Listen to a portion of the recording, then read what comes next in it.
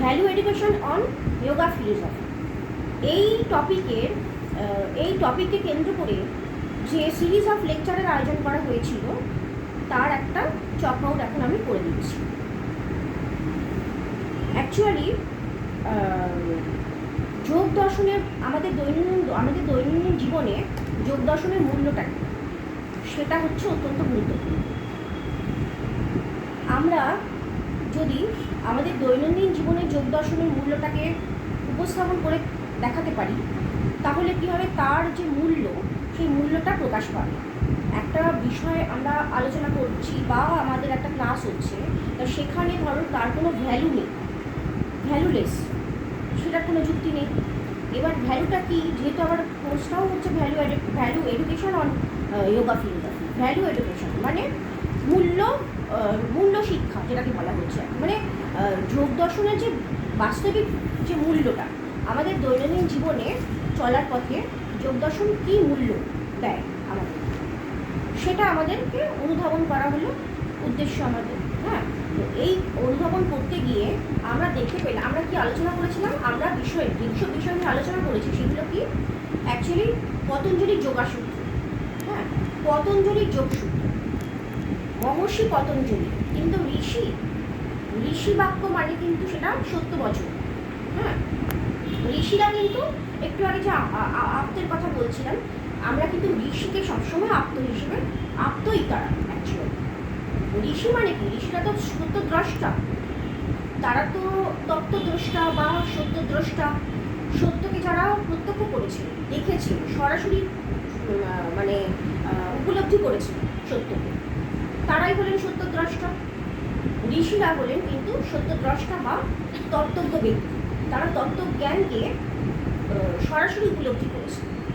সুতরাং তাদের বচনকে আমরা সবসময় আপ্তবচন বলবো এবং তাদের দেখানো পথই আমরা কিন্তু অনুসরণ করার চেষ্টা করবো, যদি আমরা জীবনে কি পেতে চাই, শান্তি, চিরন্তন শান্তি বা চিরন্তন মুক্তি, যেটাকে মোক্ষ বলা হয়, বা আমাদের সাংখ্যযোগ দর্শনে যাকে কৈবল্য টার্মটা ইউজ করা হয়, যাকে কৈবল্য নামে অভিহিত করা হয় যাকে।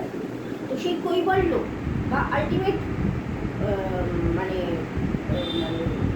ইমানসিপেশন যেটাকে বলা হচ্ছে, বা স্যালভেশন গেইন করতে হলে, মানে স্যালভেশনটা এমন জিনিস, স্যালভেশন বা মুক্তি বা মোক্ষ বা কৈবল্য, সেটা হলো এমন কিছু, যেই কৈবল্য জ্ঞান বা কৈবল্য নামক কৈবল্যটা অর্জন করা হলে আমাদের দুঃখ কিন্তু আর কোনোদিনও আমাদেরকে স্পর্শ করতে পারবে না।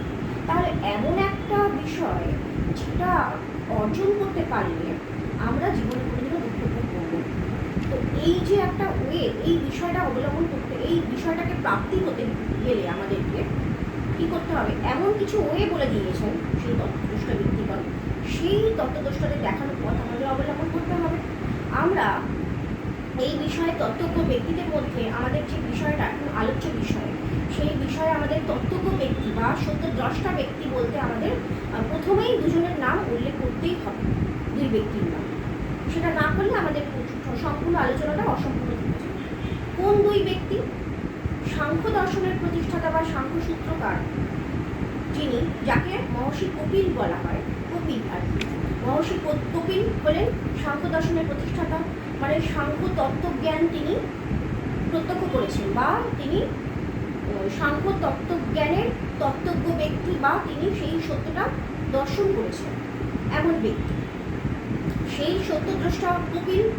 এবং সেই কপিলের যে থিওরি বা তত্ত্বজ্ঞান, সেটা অবলম্বন করতে গেলে যত কঠিন পথ অবলম্বন করতে হবে, সেই কঠিন পথের যে কাঠিন্য, সেটাকে কিছুটা লঘু করার জন্য যে ওয়ে বলে দিয়েছেন তিনি হলেন আরেকজন তত্ত্বজ্ঞ ব্যক্তি, তিনি হলেন মহর্ষি পতঞ্জলি।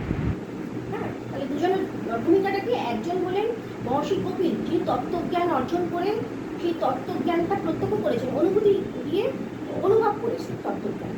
হ্যাঁ, তার মানে কপিল হলেন তত্ত্বজ্ঞ ব্যক্তি বা সত্যদ্রষ্টা, মহর্ষি পতঞ্জলিও সত্যদ্রষ্টা আরেকজন।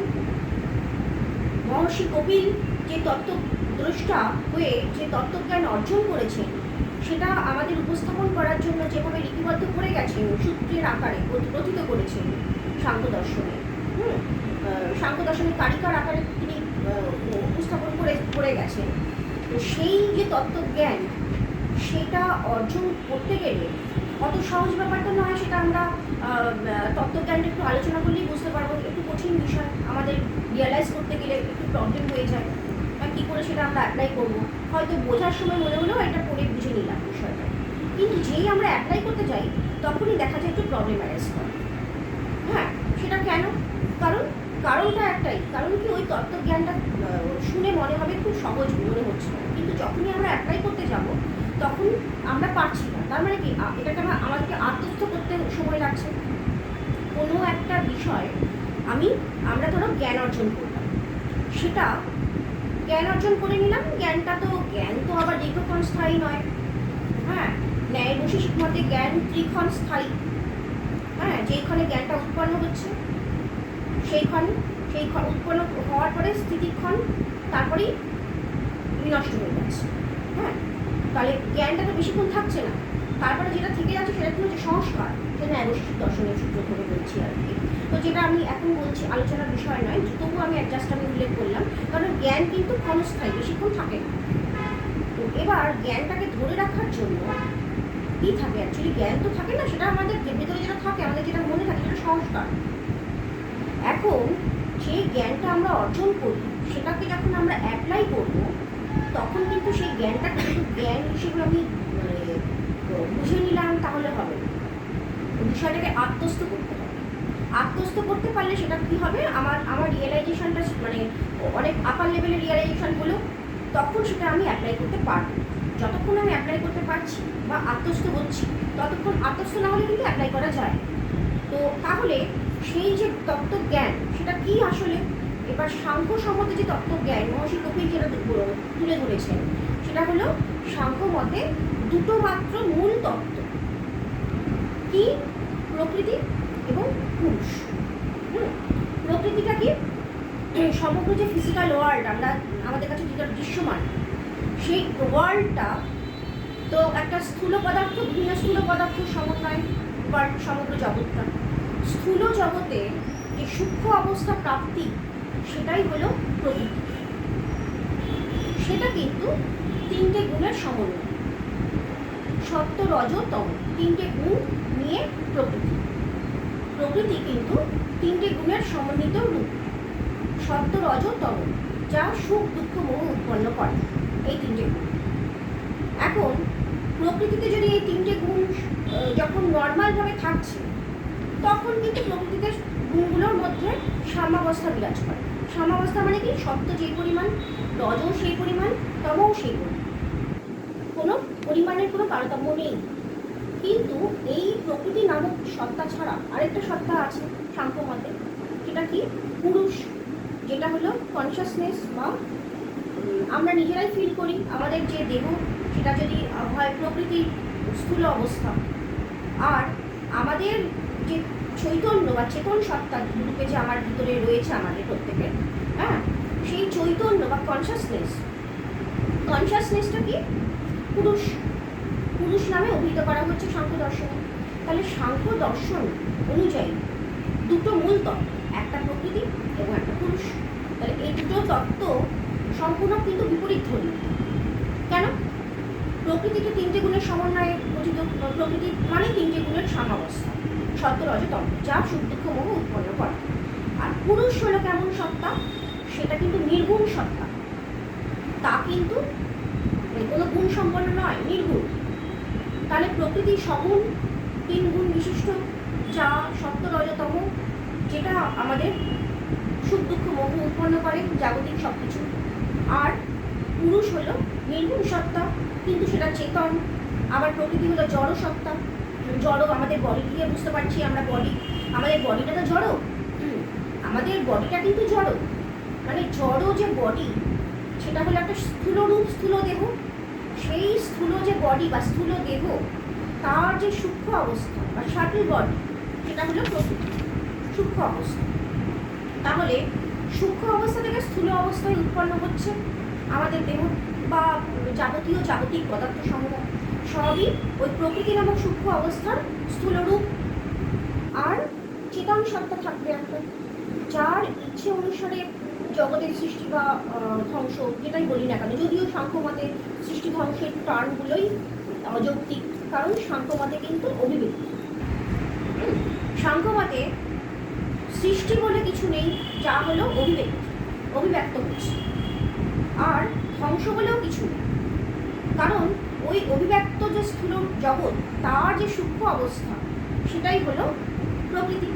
তাহলে স্থূল অবস্থা আর সূক্ষ্ম অবস্থা এই পার্থক্য।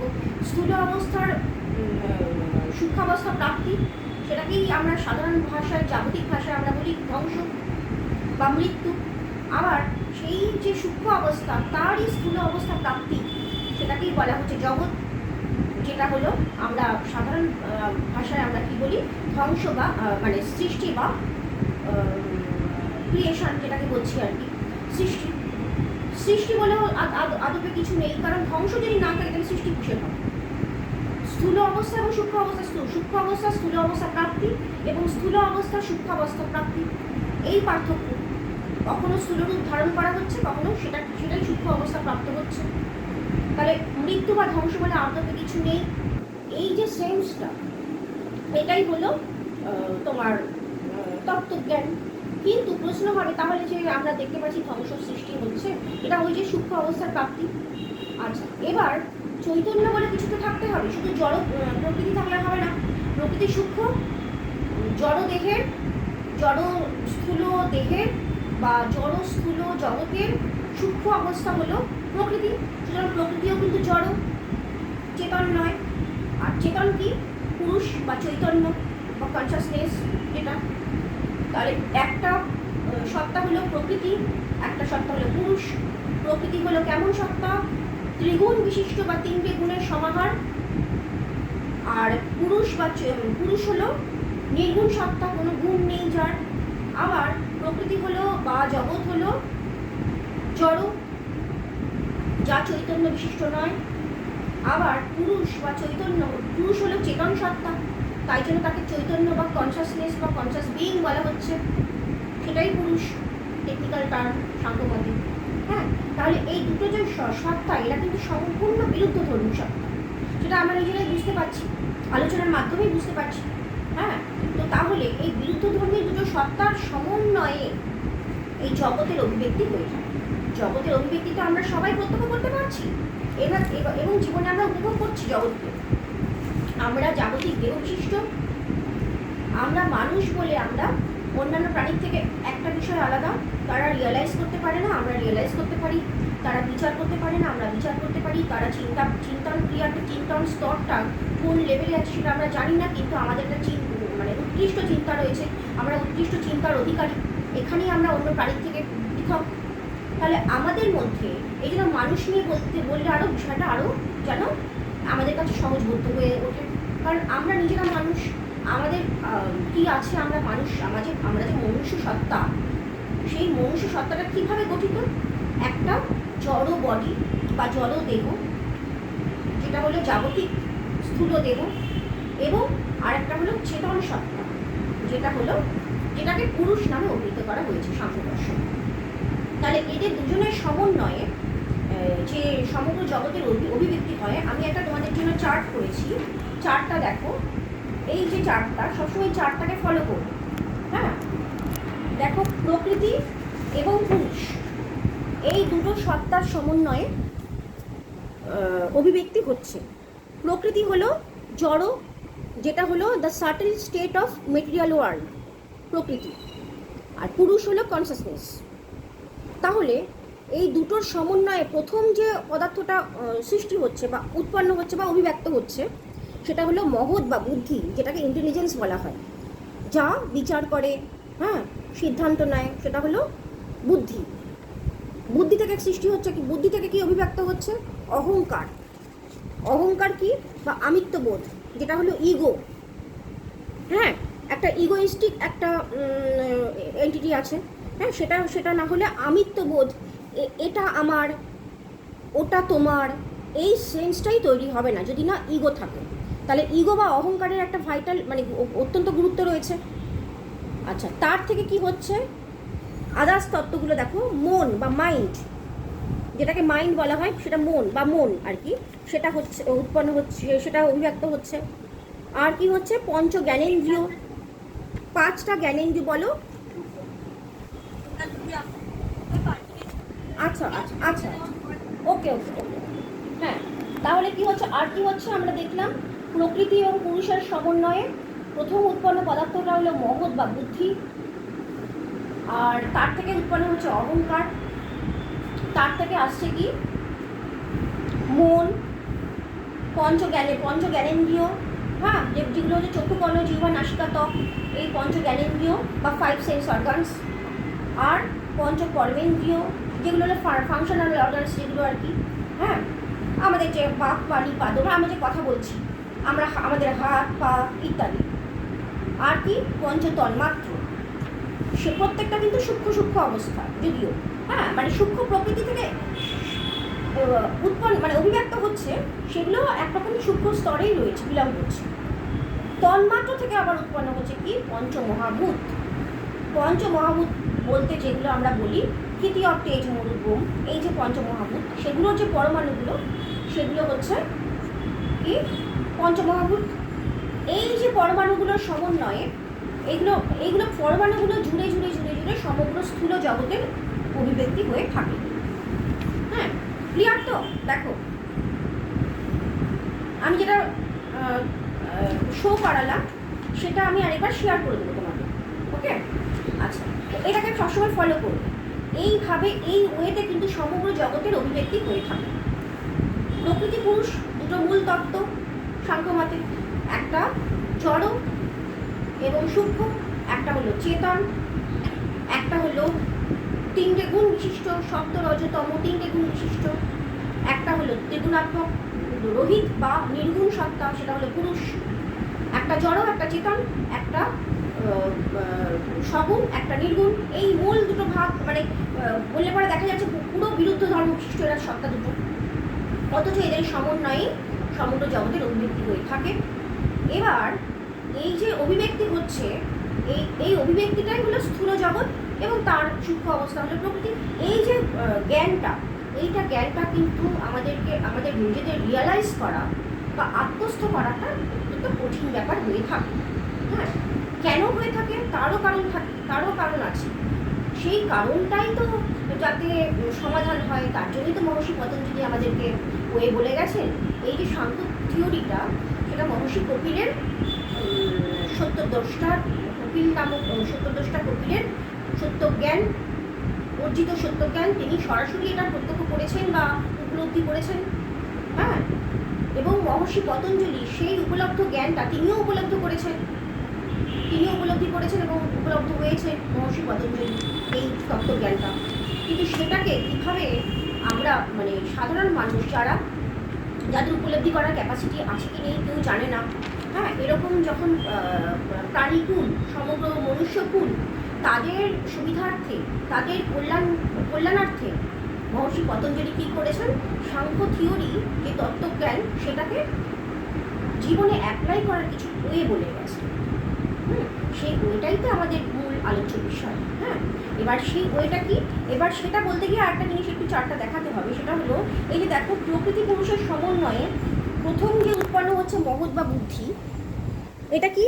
তাহলে প্রকৃতি যদি সত্য রজতম গুণাত্মক হয়, হ্যাঁ, তাহলে তার থেকে উৎপন্ন হচ্ছে যে মহৎ বা বুদ্ধি বা সমগ্র জগৎ, সবই কিন্তু সত্য রজতম গুণাত্মক। সুতরাং সুখ দুঃখ মোহ উৎপন্ন করে।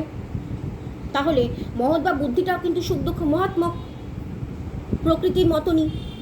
কিন্তু পুরুষ সেরকম নয়, অথচ পুরুষের অত্যন্ত সন্নিকটে আছে এই মহৎ, কারণ প্রকৃতি থেকে সদ্য সে অভিব্যক্ত হলো। তাহলে প্রকৃতি থেকে সদ্য অভিব্যক্ত হওয়াতে সে পুরুষের অত্যন্ত কাছে সন্নিকটে আছে এবং এখানে সত্যগুণের প্রাধান্যটা একটু বেশি আছে। তারপর কারণে কি, এই মহৎ বা বুদ্ধিটা অত্যন্ত স্বচ্ছ মানে নির্মল শান্ত একটা সত্তা, এবং পুরুষও নির্লিপ্ত নিত্যশুদ্ধ বুদ্ধমুক্ত সত্তা, এবং এদের মধ্যে যে একটা রিফ্লেকশন হচ্ছে, প্রতিবিম্বিত সত্তা এরা, মানে পুরুষ মহৎ বা বুদ্ধিতে প্রতিবিম্বিত হচ্ছে, আবার মহৎ বা বুদ্ধি পুরুষে রিফ্লেক্টেড হচ্ছে বা প্রতিবিম্বিত হচ্ছে। তাতে কি হচ্ছে, পুরুষের মনে হচ্ছে যেন তারই দুঃখ হচ্ছে, কিন্তু পুরুষের তো দুঃখ হতে পারে না আলটিমেটলি। কারণ পুরুষ তো সুখ দুঃখ মোহাত্মক নয়, কারণ পুরুষ তো নির্গুণ সত্তা। সুখ দুঃখ মোহ উৎপন্ন হচ্ছে কোথা থেকে? ওই সত্যরজ তমগুণ থেকে।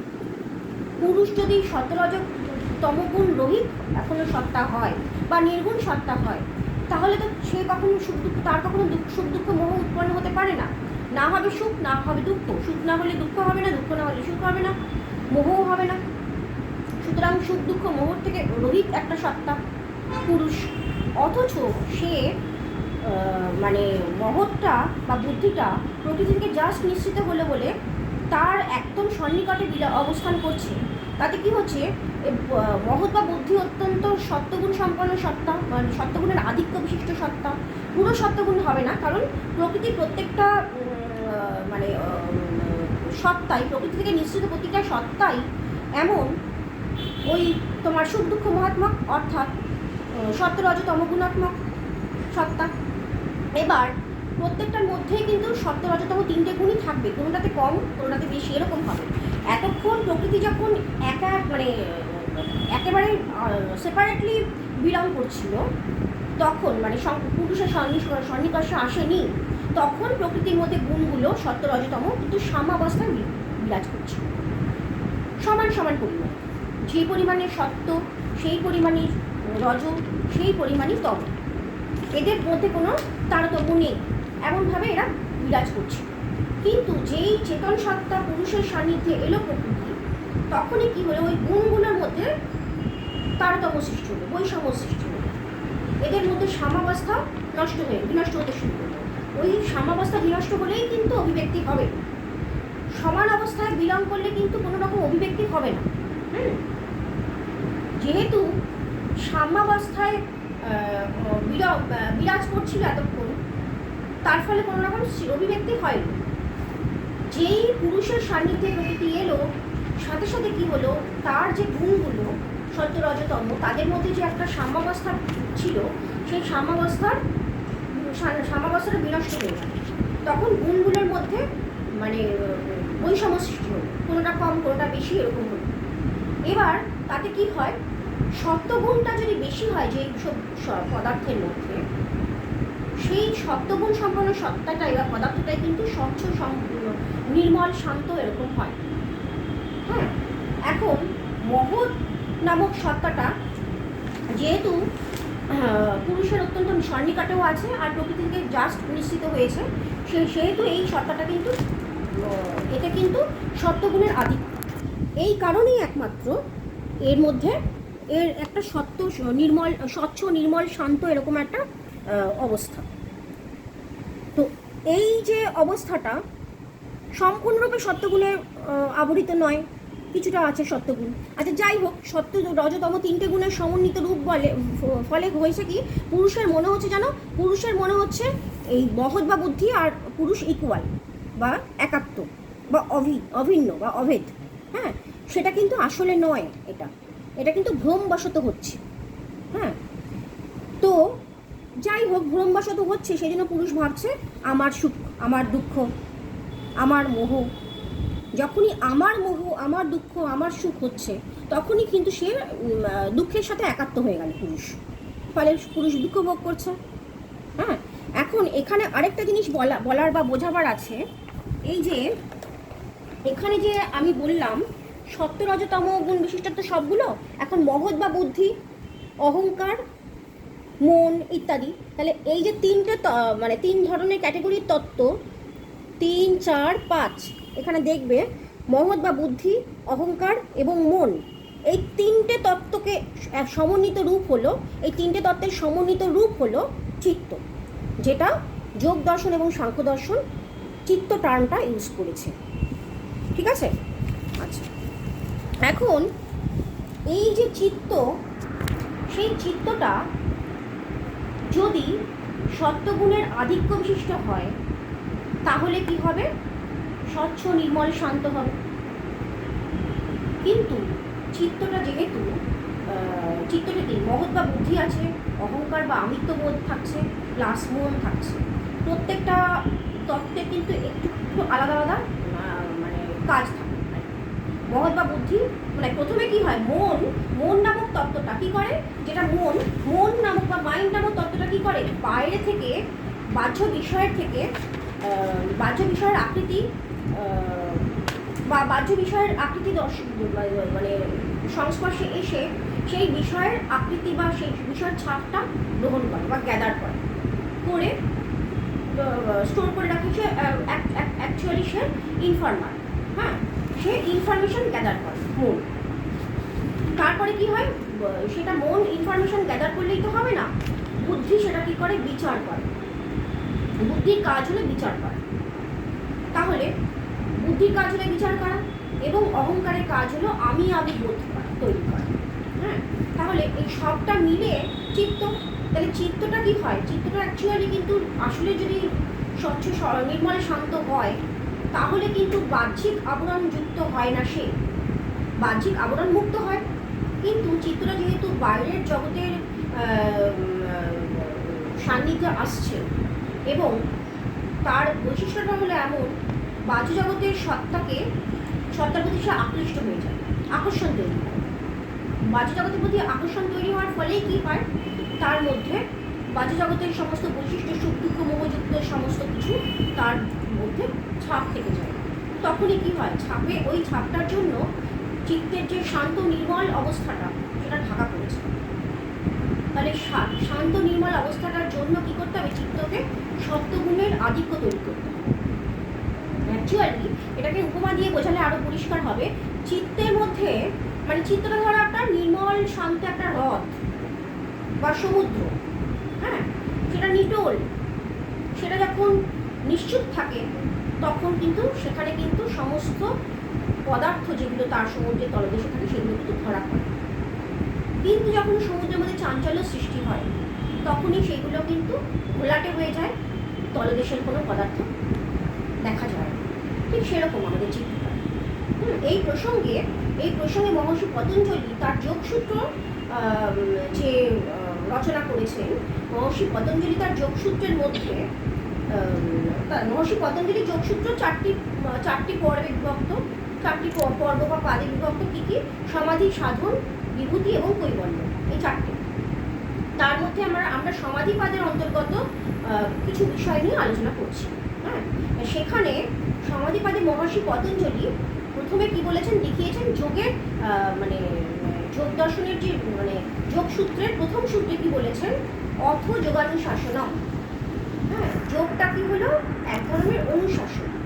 হ্যাঁ, অ্যাকচুয়ালি যোগ অথ যোগানুশাসনম বলতে অ্যাকচুয়ালি বলা হয়েছে যে মানে একটা অনুশাসন, মানে এই যে তত্ত্ব জ্ঞান অর্জন করা, এটা কিন্তু অত্যন্ত কঠিন বিষয়।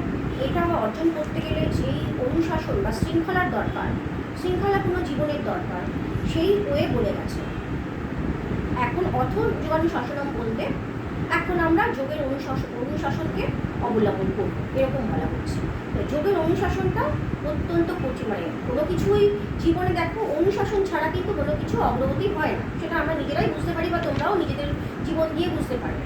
কর্মক্ষেত্রে, হ্যাঁ, এডুকেশনাল যে সমস্ত স্তরগুলো, যে শিক্ষাক্ষেত্রে একটা শৃঙ্খলার প্রয়োজন আছে।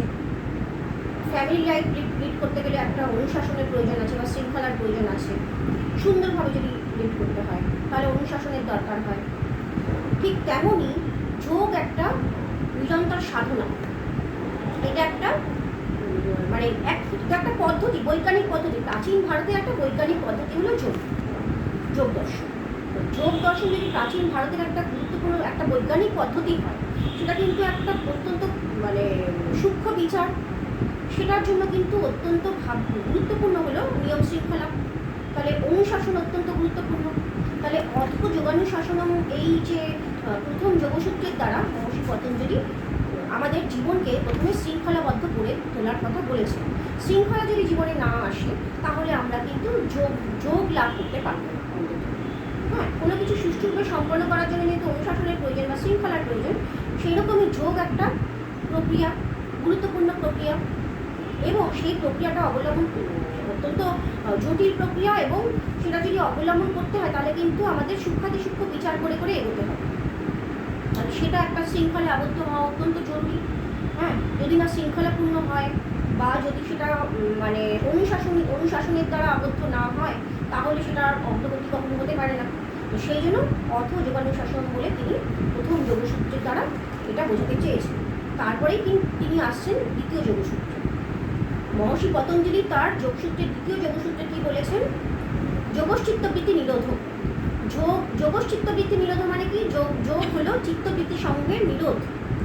মানে যোগ হলো কি? চিত্তবৃত্তি সমূহ, চিত্তের যে সমস্ত বৃত্তি সমূহ রয়েছে তার নিরোধ হলো যোগ। এখন প্রথমেই প্রশ্ন হবে তাহলে যোগ যদি চিত্তবৃত্তি সমূহের নিরোধ হয়, তাহলে চিত্তবৃত্তিটা আবার কি জিনিস প্রশ্ন হবে আমাদের, তাই তো? প্রথমেই প্রশ্ন হবে যে চিত্তবৃত্তি আবার কি, মানে চিত্তবৃত্তিটা কি? তার উত্তর দিতে গেলে প্রথমেই আমাদের বলতে হবে চিত্ত কি। চিত্ত কি বলতে আমি একটু আগেই বললাম, প্রকৃতি থেকে নিশ্চিত যে সত্তাত্রয়, অর্থাৎ মন, বুদ্ধি, অহংকার, এই তিনটিকে একত্রে সাংখ্যযোগ দার্শনিকেরা চিত্ত নামে অভিহিত করেছেন। এই চিত্ত যদি সত্ত্বগুণে আধিক্যযুক্ত হয়, তাহলে চিত্ত বাহ্য জগতের যা কিছু বা মানে চিত্ত নিজেকে চিনতে পারবে। আলটিমেটলি বাহ্য জগতের বিষয়কে সরিয়ে রেখে যদি সে নিজেকে চেনার চেষ্টা করে, নিজেকেই তো চিনতে পারি না আমরা, তাই না? আমরা অনেক কিছু, একটা জিনিস খুব মজার ব্যাপার, দেখো একটু বিচার করলে বুঝতে পারবে যে আমরা অনেক কিছুকে পৃথিবীতে অনেক কিছু চেনার চেষ্টা করি, এটা কি, ওটা কি, সেটা কি, কিন্তু আমরা নিজেকে কি চিনতে পারি? সব থেকে বড় কথা, আমরা নিজেদেরই চিনতে পারি না। এটা একটা আরও মজার ব্যাপার। তাহলে নিজেকেই তো চিনতে পারি না, নিজেকে চিনতে পারলে তবে না আমাদের মুক্তি হবে বা চিরন্তন মুক্তি হবে, বা কৈবল্য যেটাকে বলছে সাংখ্যকাররা। হ্যাঁ, তো সেটাকে অর্জন করতে গেলে সবার আগে দরকার নিজেকে চেনা। তাহলে নিজেকে কী করে চিনব? নিজেকে চেনা বলতে ওই যে আমি বলতে আমি মানে যে আমি শুধু ওই যে চৈতন্য সত্তা বিশিষ্ট একটা কিছু, যে চেতন, সেই আমার আমিত্বকে আমি তো চিনতেই পারছি না। সেটা কেন হচ্ছে? ওই যে চিত্ত, সে স্বচ্ছ নির্মল শান্ত চিত্ত যদি নিজেকে না চিনতে পারে, তাহলে তো সে চিত্তকে নিজেকে চিনতে পারছে না, চিত্তও নিজেকে চিনতে পারছে না, পুরুষও নিজেকে চিনতে পারছে না। এই দুটোর মধ্যে যে ডিফারেন্স রয়েছে সেটা ক্লিয়ার হচ্ছে না। সেটা যতক্ষণ না ক্লিয়ার হবে ততক্ষণ তো আমাদের নিজেকে চেনা কোনোভাবেই সম্ভব নয়, সুতরাং মুক্তিও সম্ভব নয়।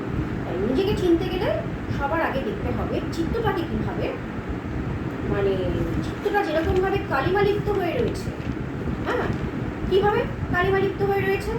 বাহ্য বিষয়ের যে সমস্ত ছাপ চিত্তের মধ্যে পড়ছে, তখনই চিত্তটা দূষিত হয়ে যাচ্ছে, চিত্তমল তৈরি হচ্ছে।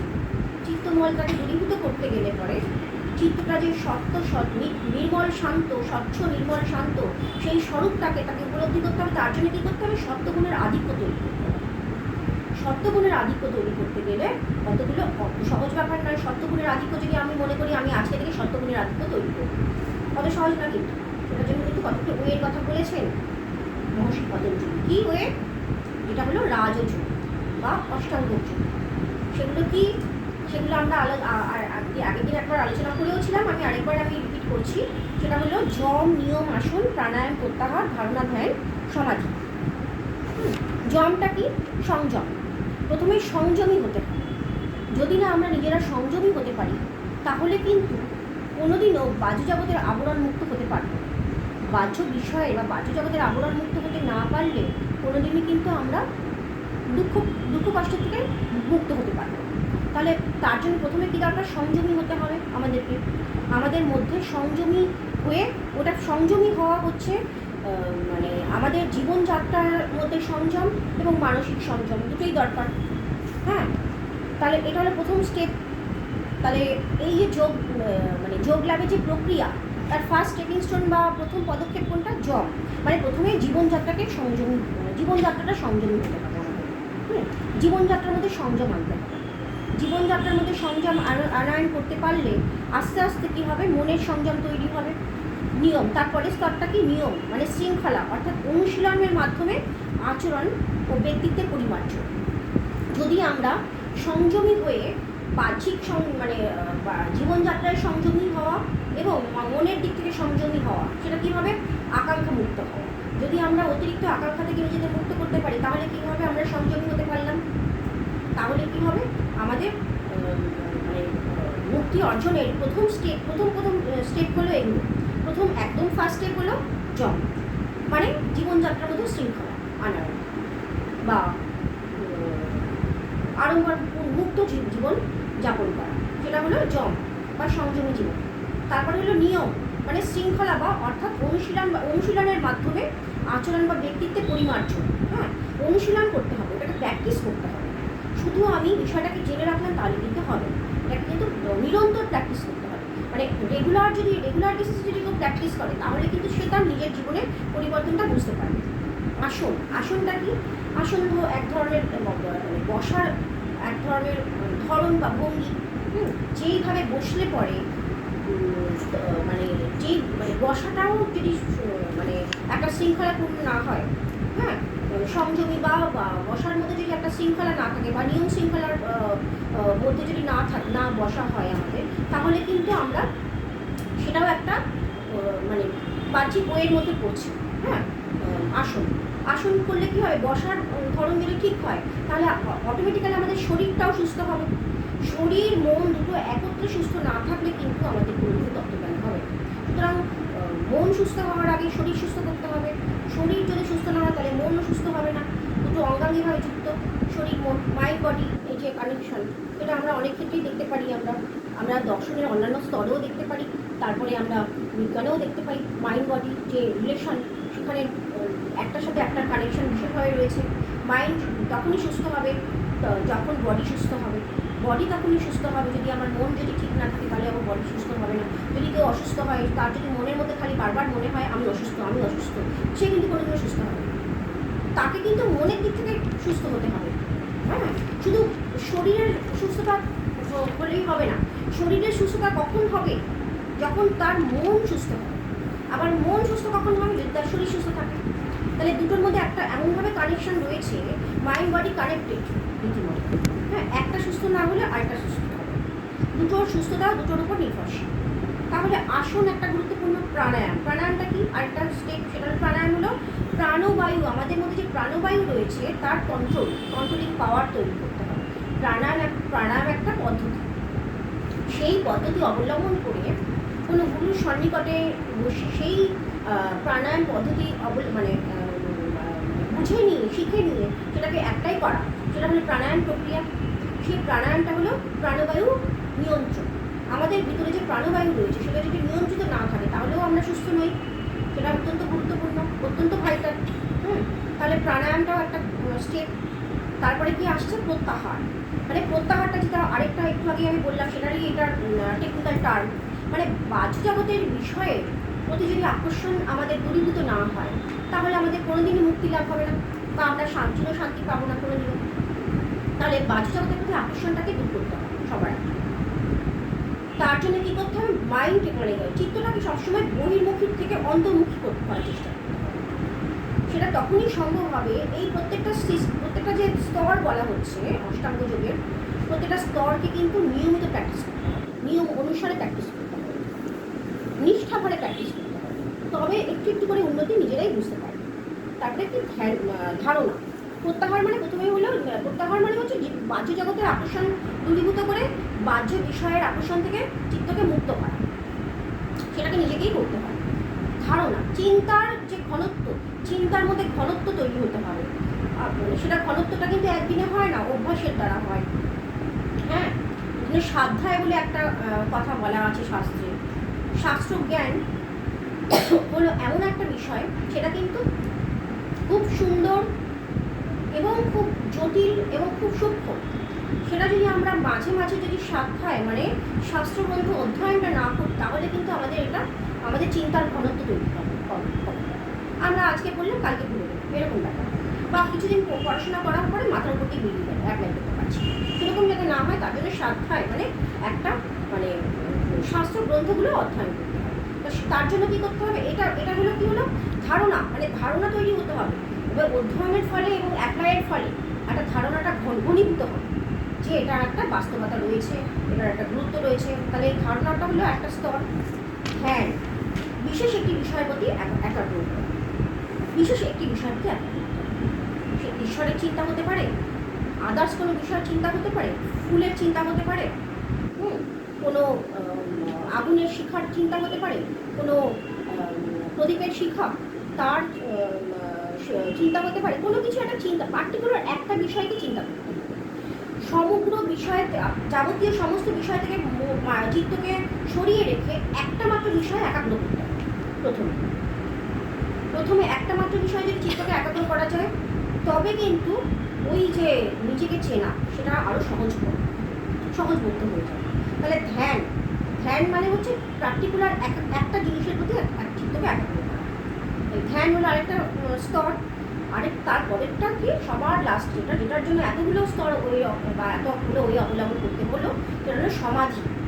মানে কেউ মানে যার চিন্তা করছে সে এবং আমি নিজে ইকুয়াল, যে একাত্মবোধ, এই একাত্মবোধটা কিন্তু অত্যন্ত কঠিন স্তর, ওটা লাস্ট স্তর। কিন্তু সেই স্তরটা অবলম্বন করতে গেলে যেমন কঠিন বললাম, আবার একদিক থেকে যদি কেউ নিরন্তর প্র্যাকটিস করে, যদি ডেডিকেশনের সাথে প্র্যাকটিস করে নিরন্তর, তাহলে কিন্তু সেটা কিন্তু সহজ স্তর। এবং এটা আরও একটা ভাইটাল, যেটা গুরুত্বপূর্ণ কথা না বললে যেটা মানে একেবারেই অসম্পূর্ণ থেকে যাবে, সেটা হলো আমরা অনেক কিছুকে বিশ্বাস করি, বিশ্বাসের উপর দাঁড়িয়ে আমরা ভাবি যে এটাকে ধরে নিলাম তাহলে এটা সত্য হবে হয়তো। হ্যাঁ, কোনো কিছু ধরে নেওয়ার ব্যাপার নেই কিন্তু এখানে। এটা এতটাই সায়েন্টিফিক ওয়ে, এই জন্যই বলা হচ্ছে যোগ দর্শনকে বলা হচ্ছে ভারতবর্ষের একটা প্রাচীন বৈজ্ঞানিক পদ্ধতি। কেন বলা হচ্ছে? এটা কিন্তু মানে সুপার সায়েন্স। এটা কোনো কিছু আস্থা, অন্ধবিশ্বাস, কুসংস্কারের উপর নির্ভর করার দরকার নেই। এটা কিন্তু অ্যাপ্লিকেশনের দ্বারাই আমরা এটা কিন্তু উপলব্ধি করতে পারি। যদি অ্যাপ্লাই করে কেউ, নিরন্তর অ্যাপ্লাই করতে হবে, কোনো রকমভাবে মানে ফাঁকি দেওয়া যাবে না। একদিন গ্যাপ দিলাম, পরের দিন করলাম, তা হবে না। নিরন্তর প্র্যাকটিস করতে হবে এবং খুব নিষ্ঠার সাথে, খুব ডেডিকেশনের সাথে এটাকে প্র্যাকটিস করে নিতে হবে। তবে নিজেই উপলব্ধি করতে পারবো আমরা যে আমার উন্নতি হচ্ছে কি হচ্ছে। সেটা কিন্তু শাস্ত্রকাররা আমাদের ওইগুলো দেখিয়ে গেছেন। তারা যেহেতু তত্ত্বজ্ঞ ব্যক্তি বা সত্যদ্রষ্টা, তারা তাদের উপলব্ধ জ্ঞান যেটাকে লিপিবদ্ধ করে গেছে, সূত্রের আকারে লিপিবদ্ধ করে গেছে, সেটা করে কি করেছে, তারা আমাদের সাধারণ মানুষদের বা জনকল্যাণের স্বার্থে করেছেন এই কাজগুলো। তাদের কোনো নিজস্ব স্বার্থ না। তারা তো সত্যজ্ঞান অর্জন করে তারা কিন্তু মুক্তি অর্জন করে ফেলেছেন, তারা কৈবল্য ধামে পৌঁছে গেছে। কিন্তু জনকল্যাণের জন্য তো তারা এই কাজগুলো করে গেছেন। সূত্রকার যারা, তারা কি করেছেন, সূত্রের আকারে গ্রথিত করেছেন। এই সমাধি সাধন, আমরা যে সমাধি উপাদের আলোচনাটা করলাম, মানে কিছুটা অংশ আলোচনা করলাম, তো সেখানে সমাধিবাদটা কিন্তু মানে 51টা যোগসূত্রের সমন্বয়ে গঠিত। প্রত্যেকটা সূত্র যে তিনি উপলব্ধির ফসল, ওই সূত্রগুলো যে তিনি লিপিবদ্ধ করে গেছেন, সেটা আমাদের মতন সাধারণ মানে যারা অজ্ঞানে নিমজ্জিত ব্যক্তি, আমরা প্রাণী। হ্যাঁ, আমরা কেন অজ্ঞানে নিমজ্জিত বলছি? আমাদের সবসময় চিত্তমলে আবরিত আমাদের চিত্ত, কারণ আমরা তো জগৎকে দেখছি নিরন্তর। তাতে কী হচ্ছে, জগতের প্রতি আমাদের আকর্ষণ থাকছে সবসময়, আমাদের কখনো জগতের প্রতি আকর্ষণ দূরীভূত হচ্ছে না। তো সেই আকর্ষণটা দূরীভূত করা অত্যন্ত জটিল বা কঠিন হলেও, সেটা যদি আমরা এনাদের দেখানো, মানে মহর্ষি পতঞ্জলি যে পথ দেখিয়েছেন, সেটা যদি আমরা অ্যাপ্লাই করি, আমরা নিজেরাই সেটা উপলব্ধি করতে পারবো। আমরা উপলব্ধি করে আমাদের তত্ত্বজ্ঞান অর্জন করব এবং আমরা যথারীতি আমরা কৈবল্যধামে পৌঁছাবো, বা অর্থাৎ চিরন্তন শান্তি বা মুক্তি লাভ করবো, চিরন্তন মুক্তি লাভ করবো বা মোক্ষপ্রাপ্ত হবো আমরা। সেটা আমাদের বইটা তারা বলে গেছেন। ঠিক আছে, তাহলে আমাদের আলোচনার বিষয়টা আমাদের এখানেই আমরা আজকের মতন থামছি, এখানেই আমরা বিদায় নিচ্ছি আজকের জন্য। ঠিক আছে।